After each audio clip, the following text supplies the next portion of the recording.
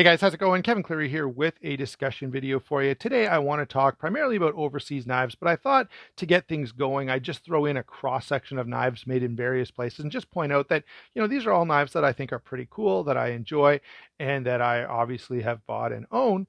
And I'm happy to have all of these in my collection. I'm certainly not trying to suggest in this video that one particular part of the world is better to buy knives from than all the others. Although I do want to, sort of push back against a lot of the negativity that goes on right now and share with you some Chinese made knives that I actually really, really enjoy. So let me get some of these other knives out of the picture and bring in the knives that I want to focus on for the next few minutes. By the way, I'm going to focus on higher end knives in this particular video. We've done tons and tons of budget knives from overseas companies, from China and Taiwan and other places. But today I want to focus on some higher end stuff and make the point that well, we'll see. I'm going to make a number of points. One of them being that some of this higher end stuff makes a lot of sense. From a purchasing standpoint to get this from China, frankly. So we're going to get into some of those things. But first of all, let me just the two things that I guess have to be addressed, or the two complaints that people raise, is number one, things that are manufactured somewhere else mean that they're not manufactured in the US, and therefore we're not supporting US jobs. Well, one, I'm not in the US anyway, I'm in Canada. So for me, the conflict of interest would actually, for me, the issue would be buying American made stuff, right? You could argue that I should be buying only Canadian made knives. And I have some Canadian made knives, which are awesome. And I actually did a whole video where I featured a few of those. All right. But when it comes to manufacturing, consumer choice is going to be driven by price. The fact is, we can't help it, right? We're as consumers, we don't have the money to just decide that we're only going to buy things made in a certain place. And as manufacturers, we don't always have the choice either. Some manufacturers are like, well, I either go out of business or I lower production costs. So what would you rather have me do? Okay.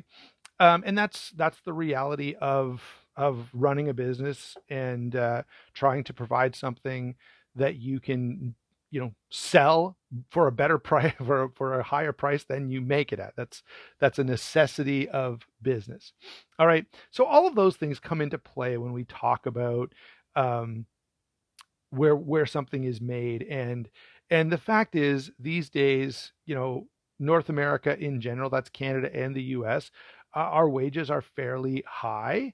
And now, of course, inflation right now is completely nuts. So even with those high wages, many of us can't afford to make a living.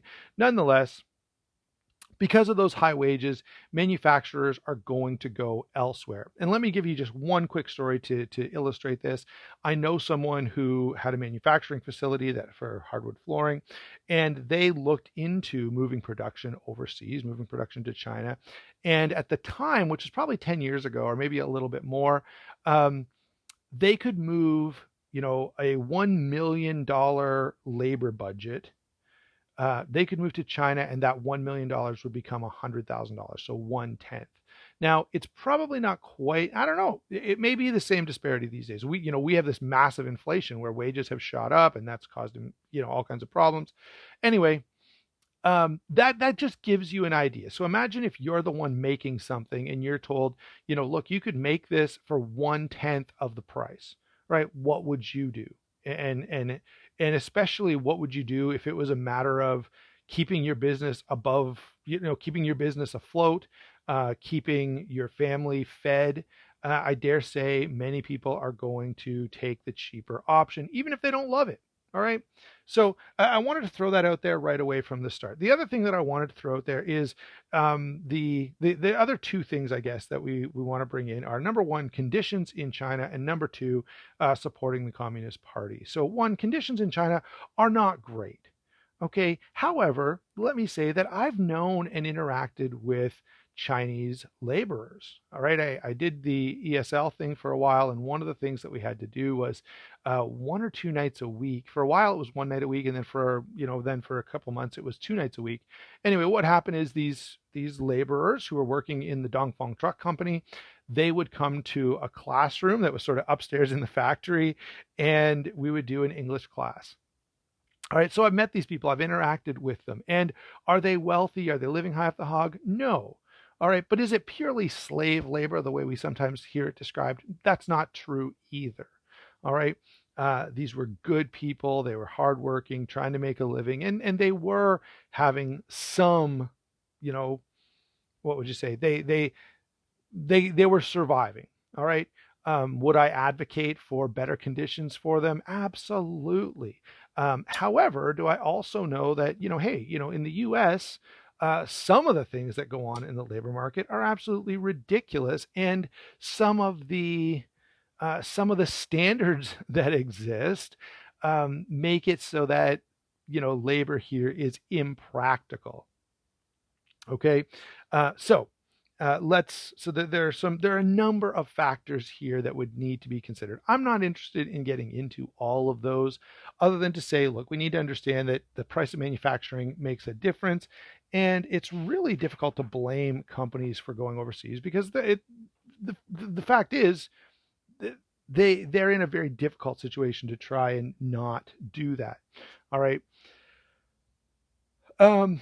So the next thing I want to touch on is high-end knives that are coming from the US. All right, I've got a bunch of knives here that are really cool. They're integrals. They've got great fit and finish. They've got fantastic action. They've got really impressive milling. Look at this. This is extremely well done. And I can't even begin to fathom what the cost of this silly thing would be if it was going to be made by Koenig, or by Millet Knives, or Hinder, or CRK, or something like that. Here's another great example. This is one of the best knives that that Concept has going right now. Absolutely beautiful knife, really, really well done. And again, if this was made by any U.S. manufacturer, the price would be stupidly high. Okay. And so, with inflation at being what it is right now, and with the demand for, if anyone makes even a reasonably good high-end knife in the US, the demand just goes absolutely bananas. And so, I don't want to be mean here, but I am going to be practical. Um, I think the Koenig Aries is a great knife for $500, and I still think that, even with inflation, even if you argue, Kevin, but $500 with inflation these days is probably more like $700. I don't care, right? The Koenig Aries at $700 is too much, right? Sorry. The same is true of the Grimsmo Norseman and the Rask and CRK, with the nonsense where it's like 3-year waiting list and all this stuff, and the prices have gone up. And yeah, like, forget all that. Sorry, but I'm not interested in putting up with that kind of crap. And if that's what I have to put up with to buy in the US, I'll pass. Right? Now, I know that those are all higher end examples, and not every U.S. manufacturer is doing that kind of thing. I think Hinderer stands out as a pretty good option. I think their knives are still like $425 for a brand new Triway Pivot XM18, which is pretty good. Some of their other models are a little more, but nonetheless, that's there's a bit of an issue there. And the other part of this discussion is, some of these knives, stand out to me. I'm going to pull in these two because they're a little more practical, a little more understated, right? There's not crazy milling and stuff like that. But these two knives, I would rather have these than a lot of stuff that's made in the US, right?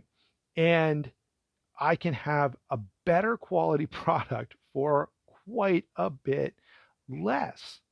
All right, so I'm not going to apologize for buying the better product that costs less. And frankly, in the world of business, the reality is you better figure it out. If you can't compete, then the market does not need your business. Okay, so that that's my now I guess the other pushback. Now when you say something like that, right, the obvious response is, well, what about jobs? Okay, when something, when a business is not running it as efficiently as it could, and therefore it ends up in trouble, all those people lose their jobs, and they do. Now, part of that is just progress and change means that that happens. All right, so guess what? There were all kinds of people working, making wagons and wagon wheels and horse tack and all kinds of stuff. Guess what? All of those people lost their jobs, right? Because technology came along that was superior. And so part of the way the world works is when we figure out a better way to do something, those who are doing it the old way have got to make the appropriate adjustments or they're not going to be able to compete. And they're going to anyway. Yeah, so part of that is job change, and I don't say job loss because guess what? The people who are making wagon wheels, yeah, that business went out of business went away, but there are other jobs that they could and did get. All right, you can't limit progress because, well, if we all switch to this, if we were going to do that, we'd all still be using stone wheels because someone was employed, carving those wheels out of stone, and we better not make it so they lose their job. All right, so finally, let's get to the purely positive side of this. All right, um, I've got some knives here. We have the Bestech Fairchild designed by Combo. Beautiful, big, impressive knife. Absolutely fantastic fit and finish. Really, really cool knife all around. Okay. And something like this is something that it's a little frivolous. So you cannot, all right, unless you are independently wealthy, buying this for the price that it would cost if it was made in the US would just be foolish. All right. But by making it in China at a reasonable price, then many, many more people can enjoy it. And that's the big thing that I think we have to touch on here. All right. Um, Consider how many of your neighbors, even those who, are college students or barely getting by, have big screens, TVs, and cars that are reliable, and a lot of things that the average person could not have just a short time ago. And a lot of that is because of overseas production. Now, I know some of the people in those overseas countries can't have that stuff, but guess what? They will. They're behind the West in terms of progress, but as they adopt Western thinking and Western principles, they're going to catch up. And in fact, they are. And actually, we are. One of the points I have written down and I'd skipped over, but I'm going to come back to it. One of the things that's going to happen sometime in the not too distant future is China is not going to have cheap manufacturing anymore because they're going to be a first world country and their labor is going to be more costly. And guess what? At that time, manufacturers are going to look elsewhere. All right. Um, you know, Obviously the Chinese regime offer puts takes a lot of control, and maybe they can stave that off for a short time, but it's inevitable.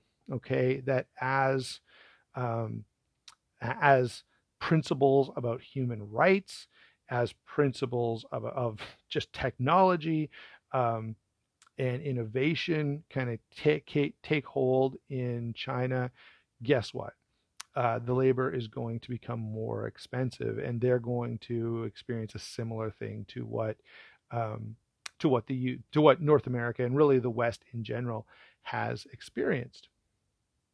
All right, so I say all this for a number of reasons. One is to say, look, for regular people who are wanting just to enjoy a higher end knife without paying thousands of dollars for it or even hundreds and hundreds of dollars for it, I have no issue with you buying overseas knives.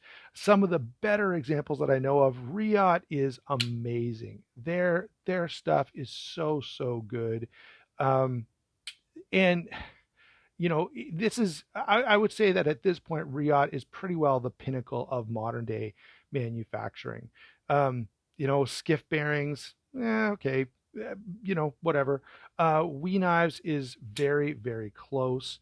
And so frankly, for, what, 300 and three. I think these are 325 most places if you can find one. These are 325. These are under 200. These are 250 or something like that. These are 250. Um, for that price, around 250 bucks to 300 bucks, you can experience the very best that modern folding knives have to offer. And I'm not willing to apologize for that. And I don't think you should be either. I don't think you should feel the slightest bit bad about it. All right, so there you go, guys. Thanks a lot for watching. Don't forget to like and subscribe. I'd love to hear your comments down below. We will talk to you soon.